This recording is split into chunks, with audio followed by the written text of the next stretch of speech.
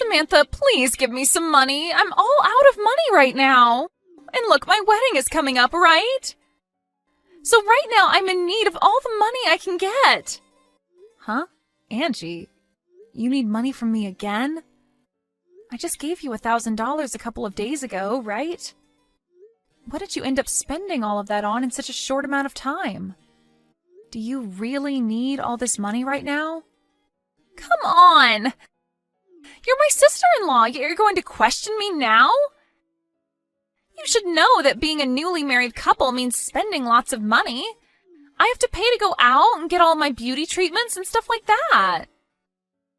Well, I understand the need to spend some money after marriage, but you have a job right now, correct? So you should be making your own money, right? Asking me over and over for money is becoming a touch... What? You're my sister-in-law, and that's why I'm okay asking you all the time. And when you got married to my brother, it cost you a lot of money for the wedding, right? So you know that the wedding is costing me a lot of money now. That's not the problem, though, here. When I was getting married to your brother and having that wedding, I made sure to pay for everything myself. And when I did start to run low on funds, I went and started saving money by not spending much on food and electricity and so on.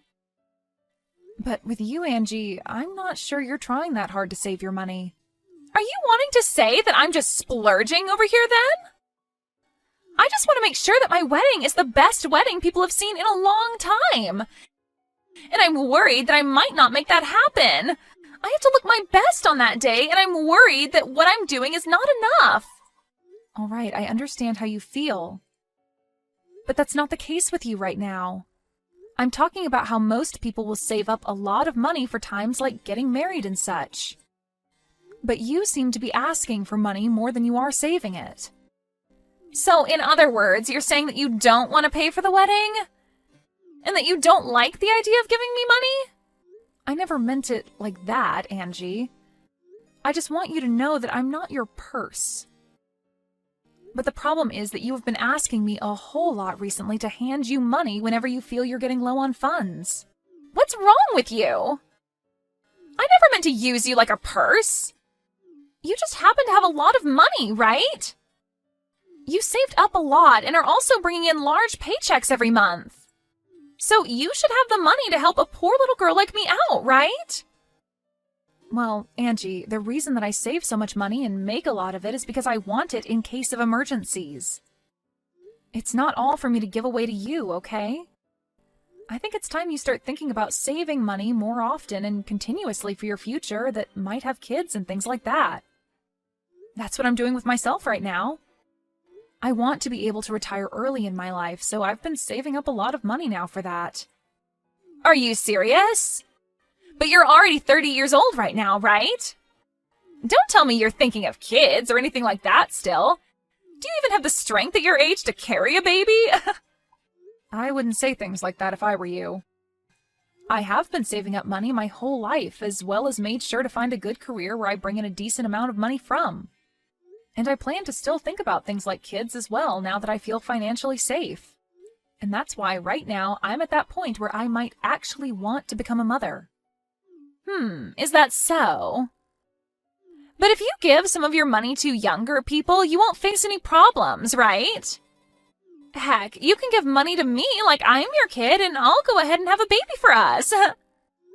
That is not what any of this is about. And another thing, Angie, what's going on with you? Recently, you've become a bit too forward with your thoughts and it's getting a bit out of hand. Is that what you think? Because I've been thinking the same thing about you, Samantha. Recently, you've become more of a selfish penny pincher around me. You have all that money, but you aren't willing to share it. Well, if you want money so badly, then why not get a side hustle? Then you can start to make even more money for yourself. Because I'm not going to be the one to keep handing you money left and right. I have to give up a lot of my time working to make money like I have been. Oh, please, I'm not the kind of person that does well with a job. I'm already planning to become a housewife the moment we have our wedding. So that's why I quit my job a little while back. Leaving that place to be a free woman? It felt so good to become my own person again. What? You already quit? Don't you think that was a bit too early on your part? And right now you still have a lot of time left before you guys get married, right? So you should be using the time you have now to work your hardest and save up a lot. Samantha, you really love to talk about money, don't you? Why, if one has time, should they have to use it to make and save money? In my case, I'm going to be getting a lot of money with this marriage, so I don't have to worry about wasting my time working when I can rely on others for money. You're talking about relying on me right now. Well, you're one person that I rely on, but my fiancé is expected to be making bank in a few years more. So I think this marriage will be the turning point for me where I can cut ties with working. I'll be able to do whatever I want with no boss looking over my shoulders. What? Is your fiancé okay with you doing something like that? Of course he is. He said as long as I do the chores, he's okay with it. Then why aren't you asking him to give you money now? There shouldn't be a reason for you to ask me anymore, right? Well, about that, he might think I'm trying to leech off of him. What? I haven't actually told him I quit my job yet. I plan to make him believe that I'm the perfect woman before the day we tie our knot. Right now, he thinks I'm working all the time and saving up, and the day we marry, I want him to think I quit my job just for him. What the heck? Are you sure it's okay to be doing all of that right before your marriage? If you keep that up, he might find out later and you'll be screwed. Hiding things from him just so that he'll keep loving you isn't right. Huh? What's up with you now? Are you getting jealous of me? Sucks to be you right now, huh? My brother has never had a lot of money, making you work all the time. But I guess that's on you for choosing to marry a man like him in the first place. I like to work a job, so it has nothing to do with him. If he was making more than me right now even, I still wouldn't quit my job. I'm not that into being a housewife.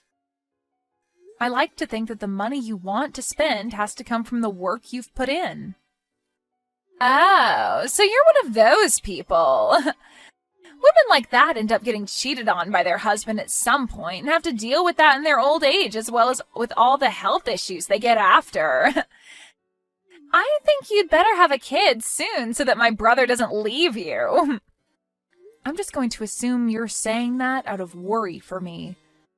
But don't trouble yourself with that because we do have kids on our mind at the moment. You really try to be a strong woman. Well, whatever. You do what you want to do, because it has nothing to do with me.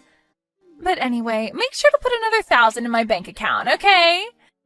Well, I'll text you again the next time I need some money. Wait, Angie! I told you I'm finished giving you money. Stop asking me for money. Hey, Seth, can you do something about your little sister? She's come back to me again asking for more money. But I've had enough of her and said no this time. What? She's at it again? I'm so sorry about her. She really has no clue what she's doing right now. I'll make sure to tell her again, but with a bit more seriousness this time. But what's worse is that she's told me she quit her job. And that's her reason for asking me all the time for money now. Don't you find all of this a bit strange now? I am not her eternal ATM, okay? What? She quit her job now, too? I get that she wasn't making that much working there, and would come and ask me from time to time for money, but I think once she's married, all of this will be resolved. I'm sorry, but that girl has gone on with all of this long enough, Seth. Remember when we took a small vacation together and let her stay at our place? We came back to our house being a mess and a lot of our things missing because of her.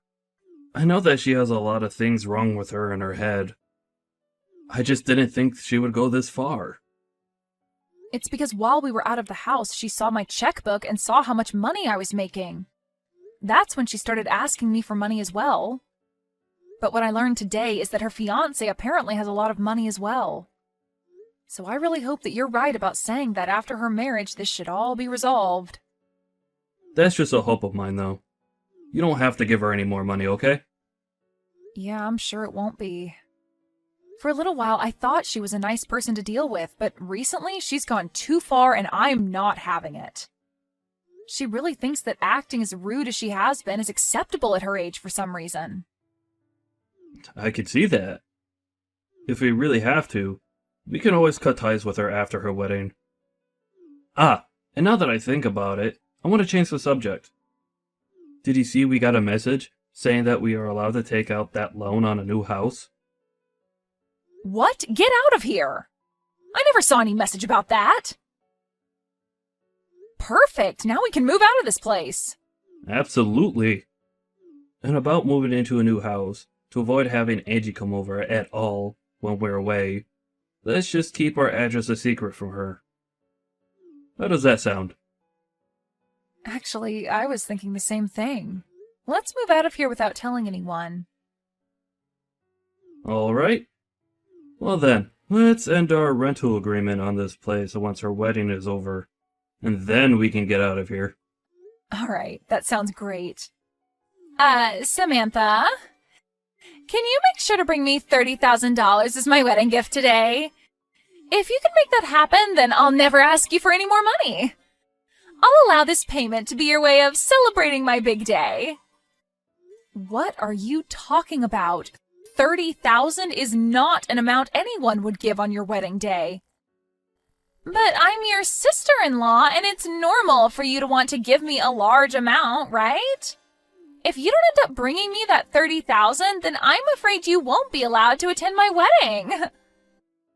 I'm telling you that the $30,000 is not only a gift for me, but an entrance fee as well now. And it would be terrible if the family saw that you never showed up to my wedding. They might think of you as a stingy and selfish sister who doesn't care about us. Oh, understood, Angie. So that's what you think of me being your sister-in-law? That's right. As long as you give me that last bit of that money, I'll no longer bug you anymore. I'll even consider you my real sister if you can give me that money. So I'm looking forward to that money getting to me. Then I'd like for you to pay me $60,000 for your wedding. Huh? What are you talking about? You haven't heard yet? I planned on paying for this whole wedding for you. I had worked for the group that put together this wedding before, and so I got a discount through them to give you this wedding. I was totally fine doing that for you because I believed you were like a cute little sister to me. Huh? Wait. The ones paying for this wedding should be my parents and my brother, right? Well, at first, that's what they'd all been saying. But then things turned into only your brother and I having to pay. Because your parents were kind enough to pay for part of my wedding back in the day. I didn't want to make them pay for yet another wedding again, so I told them that just Seth and I would pay, half and half. Huh? Are you kidding me? If I'm to stay away from your wedding, though, I won't be able to get that discount for the wedding. And the full price will have to be paid. And after taking a look at the original cost, it'd be $60,000. And that would need to be paid by you. Well, good luck with that. You're lying. Wait. I never heard a thing about this. If I'd known that, I would have been a little nicer to you. You shouldn't have had to know about that to be nice to me, though. I've already given you a ton of money as it is. If you're not even going to be nice to me because of that, then I don't care about how you act with me now because I'm sick of you. If you really want to be nice to me now, give me back my money and pay for the wedding. All right, hold on a sec. Now that I think about it, it's all right for you to come to my wedding. I won't make you pay that $30,000 anymore now. I don't need it anyway, so just pay for the wedding and I'll be set. I'm not paying for it now. I don't have the money anymore to be paying for a rotten girl like you.